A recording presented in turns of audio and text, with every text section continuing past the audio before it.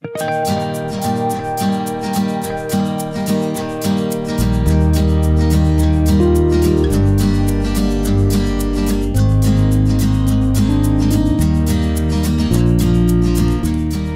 cette nouvelle balade, nous avons rendez-vous avec des guides italiens pour une randonnée sur le thème de la contrebande.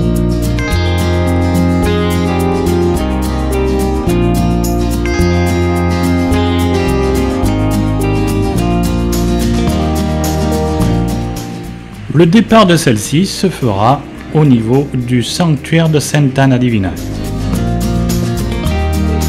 Les derniers participants arrivent et nous allons pouvoir prendre le départ après une présentation par Luca. Io sono Luca, la guida che ha organizzato la giornata, e oggi con me c'è anche Francesca che è una mia collega. E come dico sempre prima di iniziare, a fine giornata, se siete contenti per i complimenti venite pure da me, per qualsiasi problema Francesca è a vostra disposizione, ok? No, scherzi a parte. Allora, le programme original prévoyait deux groupes de randonneurs. Des randonneurs français, partant du côté français, et des randonneurs italiens, partant du côté italien. Mais faute de participants côté français, ce sont les Italiens qui nous ont accueillis. Questa è una cosa che mi fa estremamente piacere. Ok, je fais un tout petit résumé en français comme ça on part. Je disais, bon, journée sur la contrebande. On a eu un peu, vous les connaissez déjà, les imprévus qu'on a vus avec les gens de la vallée de Latinée, les collègues de Latinée, les amis. Mais en tout cas, on fera quand même un bon groupe. On sera une vingtaine de personnes, vous voyez, une quinzaine. Et on fait le tour du lac de Sant'Anna. On arrive au col de Sant'Anna, au pas de Sant'Anna, là où les contrebandiers faisaient effectivement la contrebande. Il y aura une petite surprise là-haut qu'on a préparée. Et après, on redescendra tous ensemble ici au sanctuaire, où on a une petite salle qui nous a été laissée à disposition par le sanctuaire, qui est dans la maison du Randiere, qui était le dernier gardien, qui était le gardien du sanctuaire qui vivait ici à l'année. Et qui a été transformé en musée dernièrement, qui a été ouvert il y a quelques semaines. Voilà, bravo, donc c'est... Voilà, j'étais là. Et on était dehors. Ouais. Il n'y avait que les invités dedans. Ah, ok. Il n'y avait que le préfet, les maires. Voilà. Et nous, on était dehors. Aujourd'hui, c'est nous les personnages importants, voilà. Et du coup, voilà, il y aura une petite rencontre après d'une demi-heure où nous, avec André, on vous racontera un peu l'histoire de la contrebande. On aura des petites anecdotes, des histoires. Et voilà, ça c'est un peu le programme de la journée. Je dirais qu'on peut partir. Ok? On y va. Signori. Nous voici partis sur les traces des contrebandiers. Alors il faut savoir qu'à l'époque, la contrebande n'avait rien à voir avec l'image que l'on peut se faire de la contrebande de nos jours. Vous le verrez au fur et à mesure de la balade.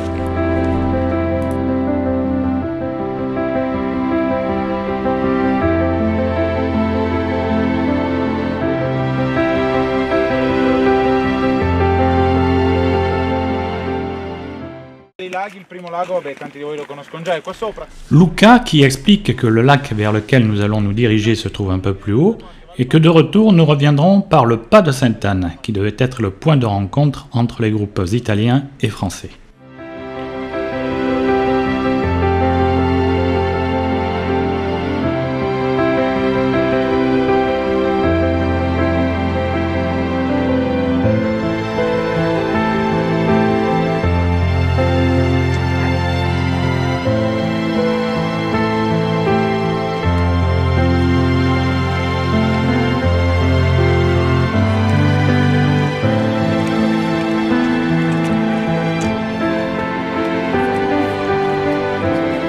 Parmi les Français se trouve un professeur d'occitan et toute la famille s'est mise à cette langue et plus particulièrement au niçois.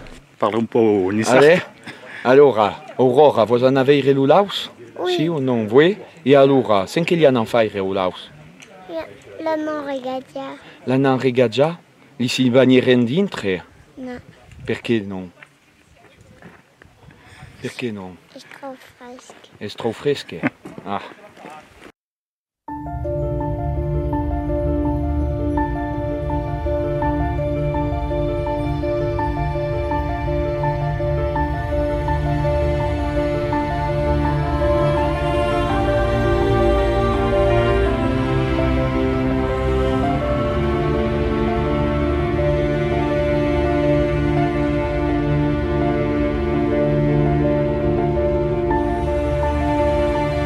Bien qu'assez loin, ça semble être des Eriophorum ou l'inaigrette. Ce sont des plantes qui vivent en groupe et qui affectionnent particulièrement les lieux humides.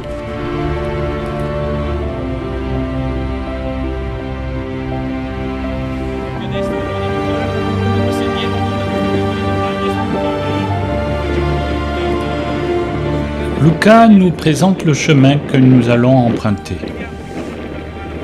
Devant nous, la cime Losfer, ainsi que la tête haute du Losfer sur la droite.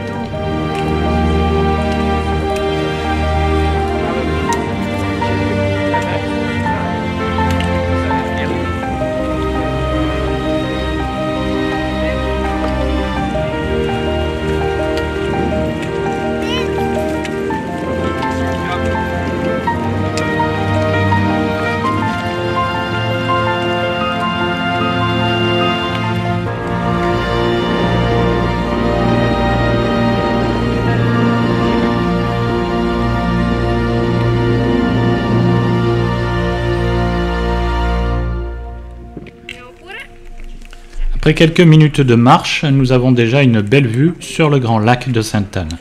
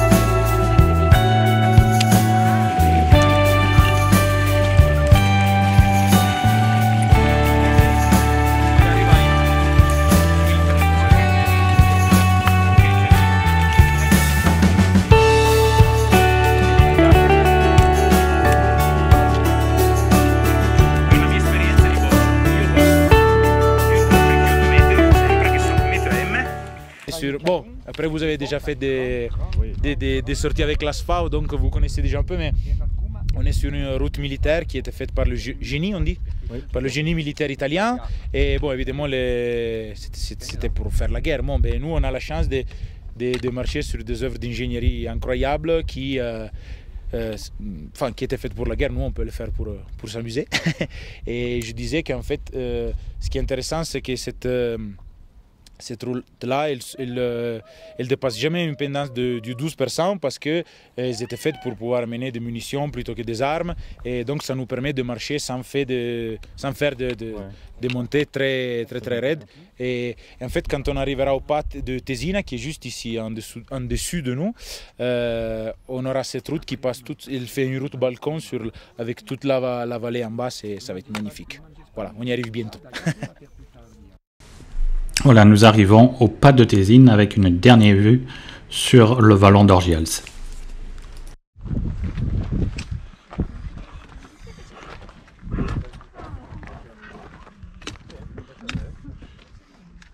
Questa strada, guarda, già solo da qua la si vede, guardate com'è. È spettacolare, è bellissima veramente. Je disais, on est sur l'un des cols que personnellement dans le coin là je trouve l'un des plus beaux. Déjà le passage comme ça entre les deux rochers. Et là ça commence toute la route dont on parlait, qui est toute en balcon sur la vallée. Si vous regardez là, vous voyez tout le mur qui tombe dans le vide, quoi. C'est magnifique. Et ça va continuer comme ça jusqu'au prochain col, le col du Losfer, qui est une demi-heure d'ici. Voilà. Ci siamo tutti?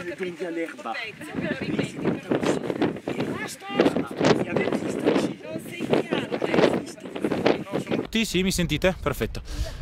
Allora, vabbè, ve l'abbiamo già detto, siamo arrivati al passo di Tesina e ne abbiamo approfittato per fermarci qua per due motivi. Uno meramente fisico, abbiamo appena fatto la salita un po' più lunga e impegnativa della giornata. Alors, voilà, on disait, on se trouve au pas de Tesina, donc ragazzi, se volete andare andate pure poi. On se trouve à la frontière, donc je parle.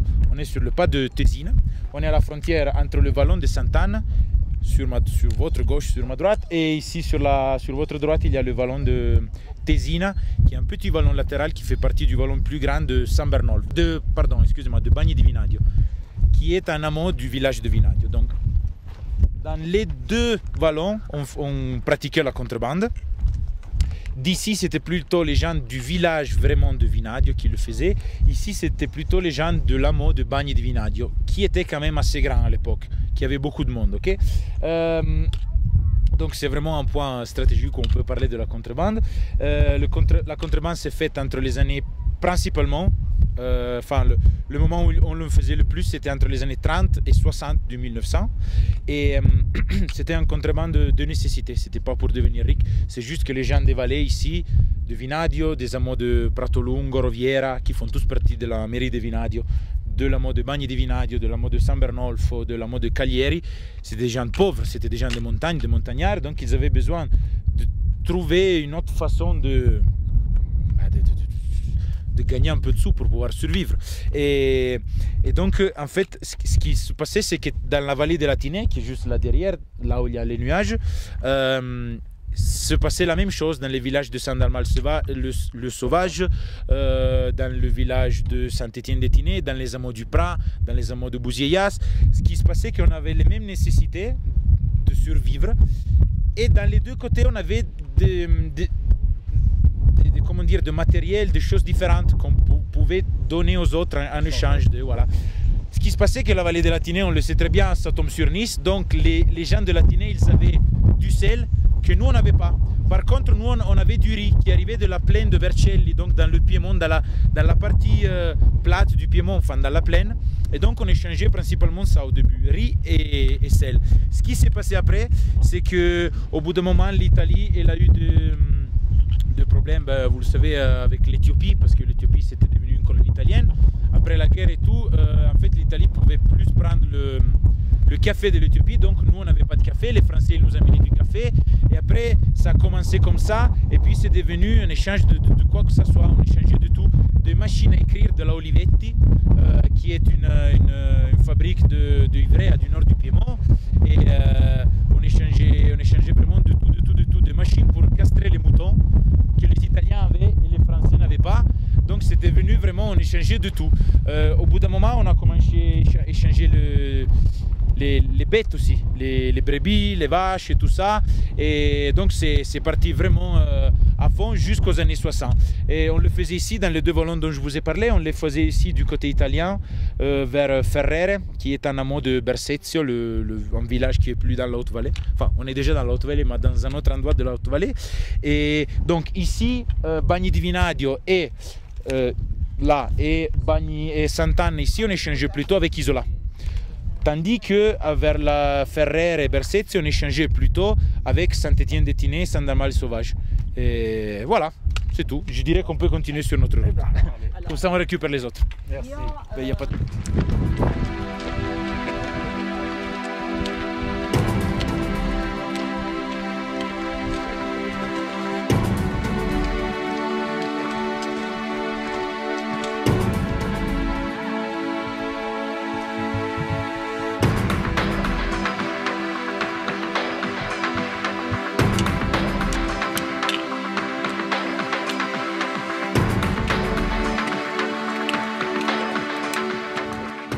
Les montagnes les plus célèbres du coin, là, du département de Cuneo, ça s'appelle Rocca la Meia. C'est vraiment l'un des symboles pour les montagnards, mais pas seulement pour les montagnards.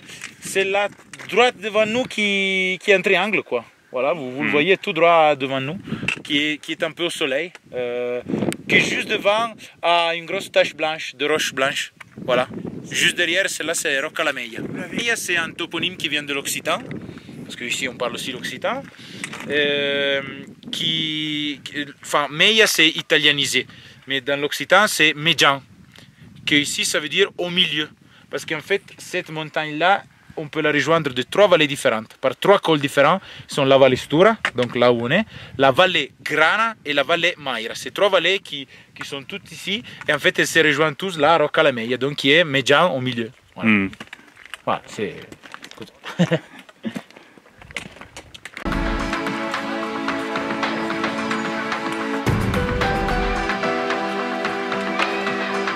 c'è il cippo di confine proprio. Quindi adesso passiamo per un breve pezzo nella valle del Latinais, in Francia. Je disais, là on a le petit la bonne, voilà, qui marque la frontière. Et là, donc, on passe pendant un petit moment, on va rester une petite heure dans la vallée des Latinais, en fait. On passe de l'autre côté de la frontière, voilà. Andiamo, vai pure, Franci, se vuoi.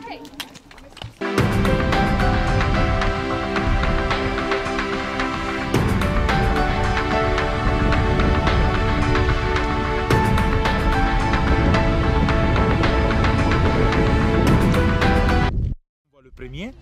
Devant nous, et en fait si on regarde la frontière avec l'Italie, elle est juste ici à gauche, sur ma gauche.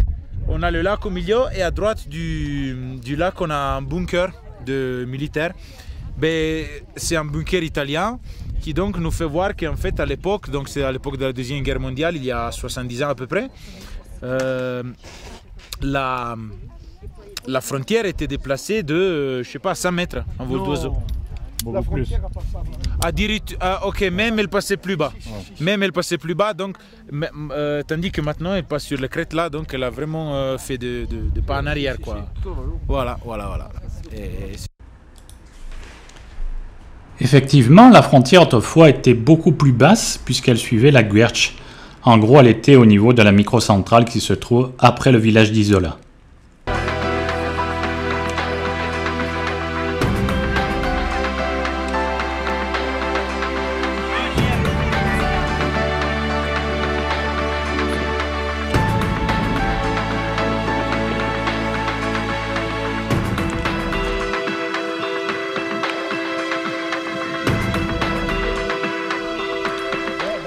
Nous passons au niveau des lacs Losphère, qui signifie lac de fer, probablement dû par la présence de fer importante dans ce vallon.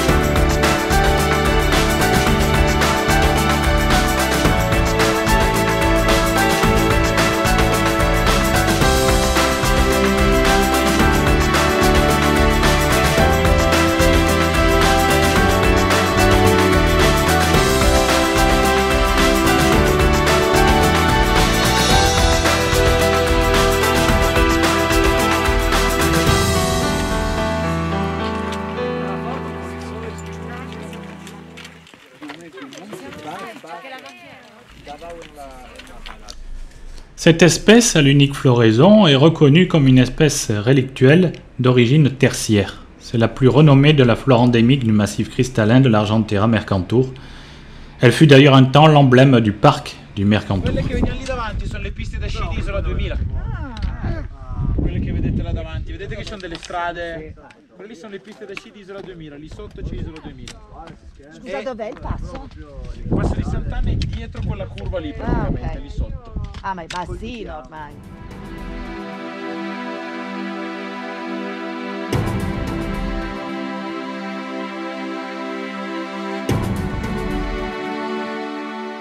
Sur le pas de Sant'Anna ou Colle di Sant'Anna en italien, c'est ici que les contrebandiers italiens et français, donc de la Stura ici à ma droite et de Latinais à gauche, se trouvaient. Et c'était là les gens de Vinadio, de Isola, qui se rencontraient ici pour faire la contrebande.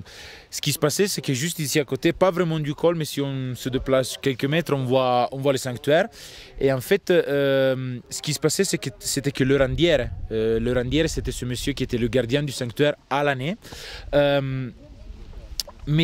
Était collaboré avec les contrebandiers parce qu'il comprenait que c'était des gens pauvres qui avaient besoin d'aide. Et donc, quand il y avait les gendarmes, les financiers italiens, c'est comme les gendarmes français, quand ils voyaient les financiers aux alentours du col, ils mettaient en dehors de la fenêtre de sa maison, à côté du sanctuaire, un drap blanc. C'était le signal pour les contrebandiers qu'il fallait s'échapper.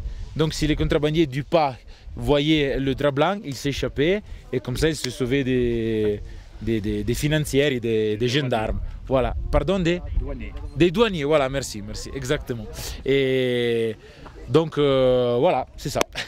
On est vraiment là, on est exactement où il y a 60 ans, les contrebandiers ont passé sur les mêmes... ils ont mis leurs pas exactement où on les met nous maintenant. Donc c'est fascinant. Voilà.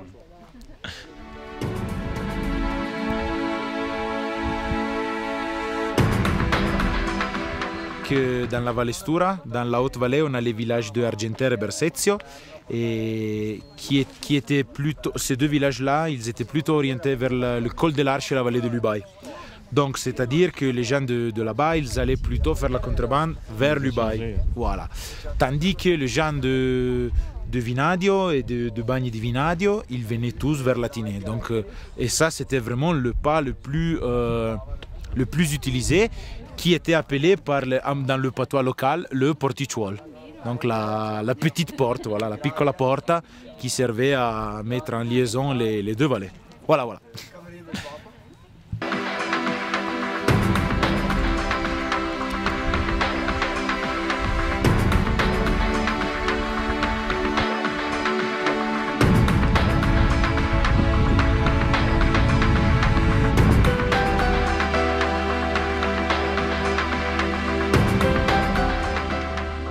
Alors là, on est devant la maison du rendiere.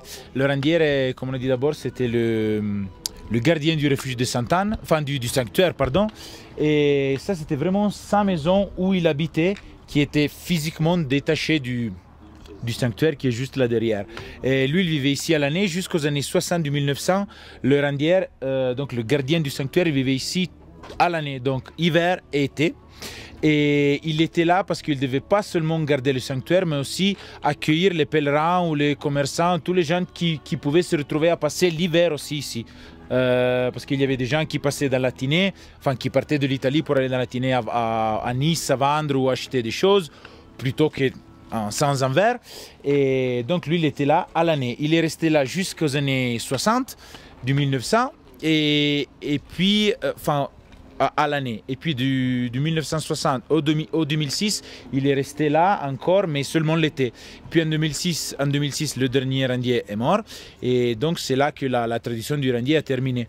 La maison a été abandonnée pendant plusieurs années. Et là, elle vient d'être restaurée il y a quelques mois. Donc c'est dans l'année 2021 qu'elle a été restaurée. Et maintenant, c'est une salle polyvalente qui accueille les gens, qui est libre, à laquelle on peut accéder derrière une réservation.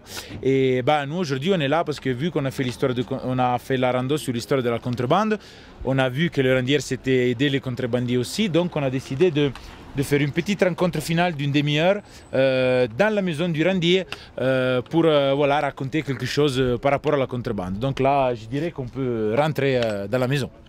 Voilà. On est dans la maison du rendière et Andrea est en train de raconter un peu de contes qu'il a cueillis pendant qu'il faisait sa thèse de l'université. Et donc il a parlé avec des vrais contrebandiers de la vallée, de la Haute-Valestura. Et donc là, il est en train de nous raconter, de nous lire les histoires qu'il a récoltées. Voilà. Et du coup, là, il racontait qu'en fait, c'était des gens de Vinadio qui sont allés faire de la contrebande. Et en fait, l'histoire, c'est qu'ils avaient du martini, justement, et du vermouth. Donc, ils devaient contrebander du vermouth, qui était interdit à l'époque en France. Et donc, le problème, ça a été qu'en marchant, en montant et en allant vers la France, ils ont pris froid, et ils ont dû s'arrêter, du coup ils ont bu tout le vermouth. Donc ça n'a pas marché beaucoup cette journée de contrebande. Voilà. Là il est en train de raconter une autre histoire, on écoute ce qu'il dit, après on le voit en français.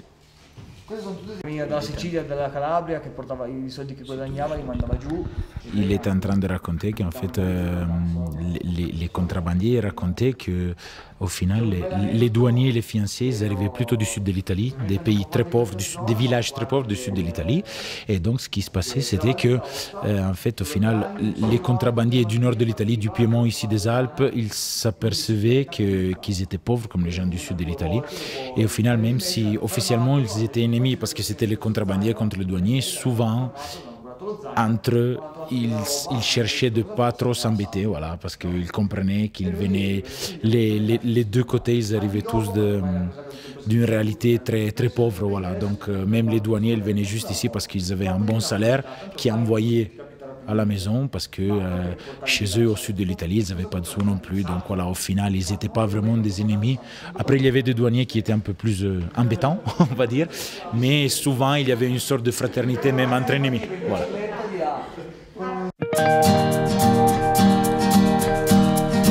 Dernier petit mot, un film de Fernandel s'inspire de façon humoristique de cette période. Il s'agit de La loi c'est la loi, dont l'action se déroule dans un village dont le nom de Assola pourrait faire penser à un village de la Haute-Tinée.